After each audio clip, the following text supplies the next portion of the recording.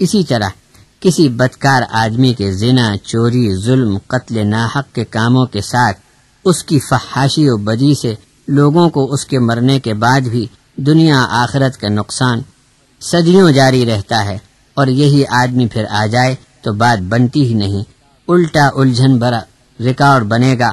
اس لیے فرمایا کہ جو گیا یہاں سے سو گیا، واپسی قیامت کے دن ہوگی، وہ بھی حساب دینے کے لیے۔ سورۃ المؤمنون۔ حتى إذا جاء أحدهم الموت قال رب ارجعون لعلي أعمل صالحا فيما تركت كلا إنها كلمة هو قائلها ومن ورائهم برزخ إلى يوم يبعثون۔ آیت 99 اور 100۔ مرتے دم تک دنیا میں وہی کچھ کرتے رہے کہ حق دب جائے اور ان کی باطل پرستی چل پڑے، اور کسی طرح بھی لوگ ایمان، توحید، آخرت اور رسالت کو خالص اعتقاد کے ساتھ قبول نہ کر سکیں۔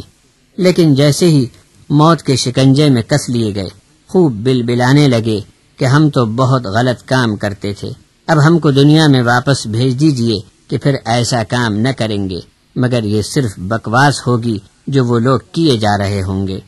انجام ان کا یہ ہوگا کہ برزخ میں قیدی بن کر قیامت تک پڑے رہیں گے، جب تک کہ تمام مردوں کو زندہ کر کے اٹھانے کا دن نہ آ جائے۔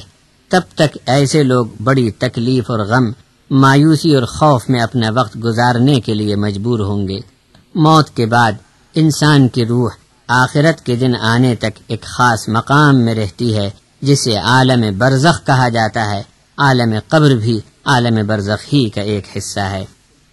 ابھی آپ نے اس سلسلے میں سورۃ السجدہ کی 11 نمبر والی آیت سنی تھی۔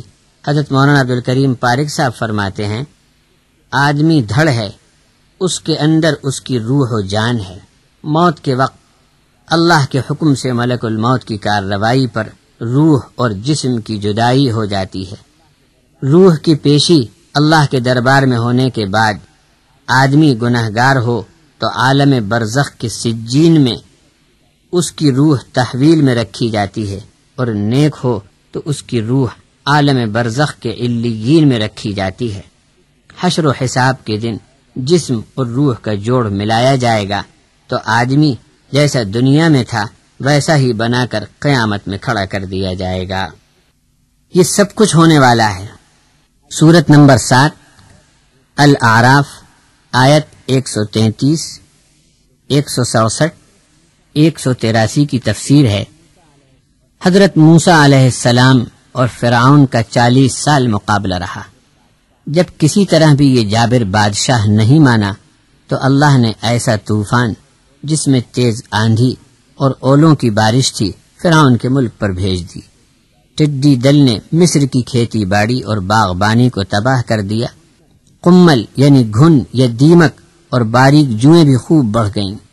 گنہگار کو چاہیے کہ منع کرنے پر سنبھل جائے اور نادم ہو۔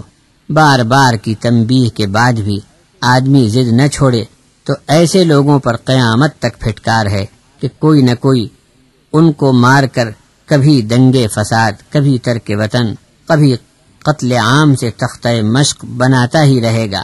چین کی سانس نہ لے سکیں گے، پھر اپنے دکھ درد کی تدبیر کرتے رہیں گے تو وہ بھی الٹی پڑے گی کہ اصل مرض تو اللہ کی نافرمانی سے بچنا تھا، اور علاج ہزاروں قسم کے ڈھونڈے لیکن نجات نہ مل سکی۔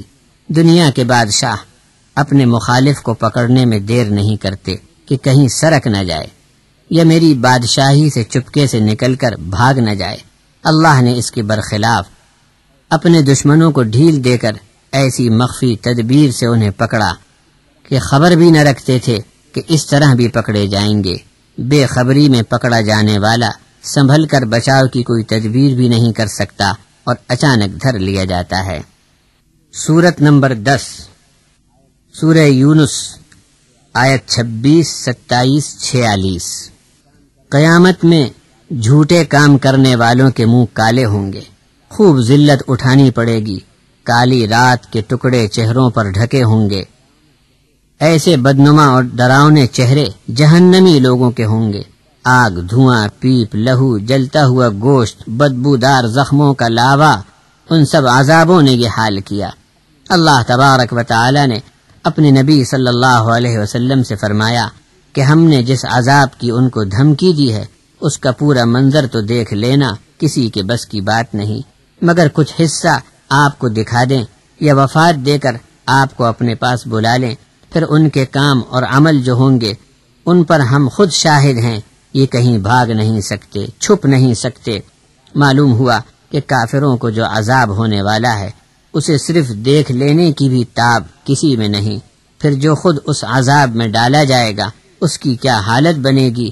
اس لیے حدیث شریف میں حضور اکرم صلی اللہ علیہ وسلم نے فرمایا کہ ایک آدمی کو پوری نعمتوں سے مالا مال کر کے صرف دوزخ کی طرف منہ کر کے دور سے دوزخ کا فقط منظر دکھایا جائے تو وہ تمام نعمتوں کو بھول چکا ہوگا، پھر اس کا منہ دوزخ سے پھیر کر اس سے پوچھا جائے کہ تو کبھی آرام و راحت کی نعمت سے واقف ہوا تھا، تو وہ کہے گا کہ میں نے کبھی سکھ اور مزہ نہیں پایا۔